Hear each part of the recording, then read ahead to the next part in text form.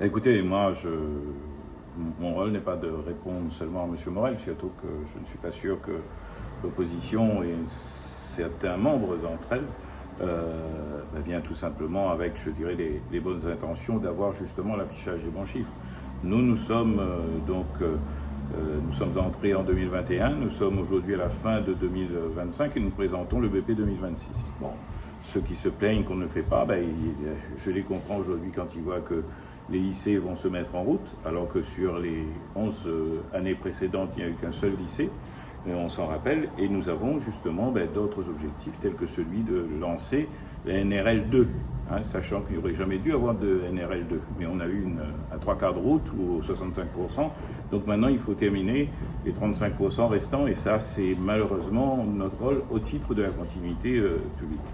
Moi, ce que j'ai à dire aujourd'hui, c'est que nous livrons un budget. Alors moi, je parle du budget principal. Sinon, si on associe tous les budgets consolidés, c'est-à-dire les 7 budgets annexes que vous avez vus ce matin, je les sors, puisqu'il y a, si je puis dire, à chacun sa responsabilité. Nous, c'est aujourd'hui un budget principal en comptant les fonds européens qui sont intégrés d'1,245 milliard d'euros. Et là-dessus, il y a donc 30 millions de lignes de trésorerie. Mais là-dedans, ce qu'il faut retenir, c'est 1,245 milliard d'euros, avec justement une clé de répartition qui est de 53% pour les investissements et 47% pour le fonctionnement. C'est-à-dire qu'on a retrouvé véritablement le sens d'une collectivité bâtisseuse, ce qu'une région doit être. D'accord ? Et vous avez observé que même si justement nous sommes en train d'entreprendre la voie de la construction, de bâtir demain, eh bien, nous ne bâtissons pas et nous ne construisons pas seulement, je dirais, des murs, des routes, ce que je disais tout à l'heure, mais aussi dans l'humain. Et dans l'humain, c'est parce que justement, nous avons mis beaucoup dans les différents budgets dont on a parlé ce matin, et notamment sur le développement humain, le développement économique aussi, qui emprunte en quelque sorte, je dirais, et qui encourage celles et ceux qui investissent, et qui créent de l'emploi et de l'activité. Et puis donc le développement durable et la transition énergétique. Voilà ce qui est le plus grand et le plus important au niveau du budget. Vous répondez sur l'opposition qui disait que vous ne soutenez pas suffisamment les entreprises et surtout les petites entreprises en ces temps difficiles économiquement. C'est la même rengaine. Monsieur Morel ne peut pas me reprocher d'être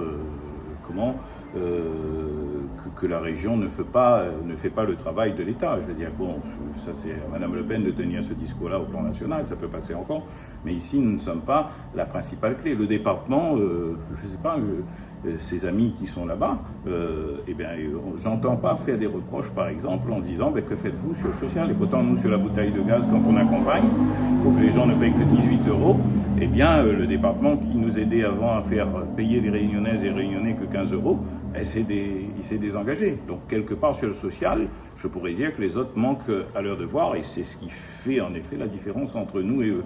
Nous sommes à la fois sur l'investissement et nous sommes aussi sur l'accompagnement des Réunionnaises et des Réunionnais.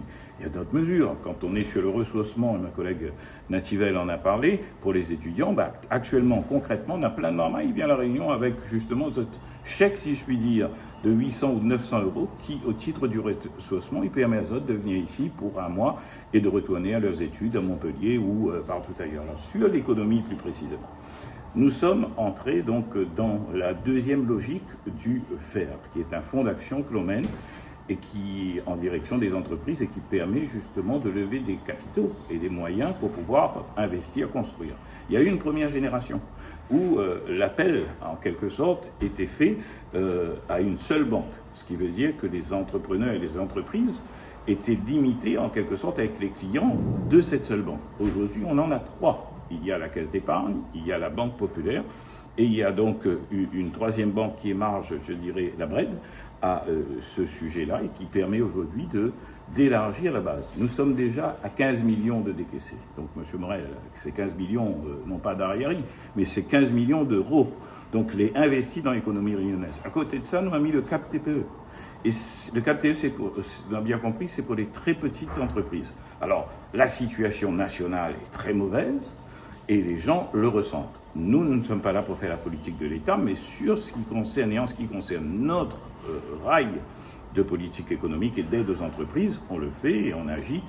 Et la preuve, c'est qu'il y a 10 500 entreprises, dans le décompte qui a été récemment donc fait, 10 500 entreprises qui ont été justement aidées par la région. Puis moi je vais vous dire, dans un instant, on a pas moins de 75 dossiers, donc 41 dossiers sur le développement économique en commission. Donc si on ne travaillait pas tous les jeudis après-midi en CDEI, à ce moment-là, je ne sais pas ce qu'on y ferait. Peut-être qu'il a le droit de venir, là, monsieur l'opposant principal, semble-t-il, aujourd'hui. Monsieur Véagoz, quand il vient, il voit ce qui s'y passe. D'ailleurs, il n'a pas été ce matin critique, même s'il s'est abstenu sur le budget. Ça veut dire tout simplement que dans le domaine, c'est certes difficile, mais nous y travaillons et nous voulons justement poursuivre en respectant aussi les équilibres budgétaires. Concernant la NRL, en choisissant l'option viaduc, M. Morel dit que ça va être renvoyé aux calendes grecques.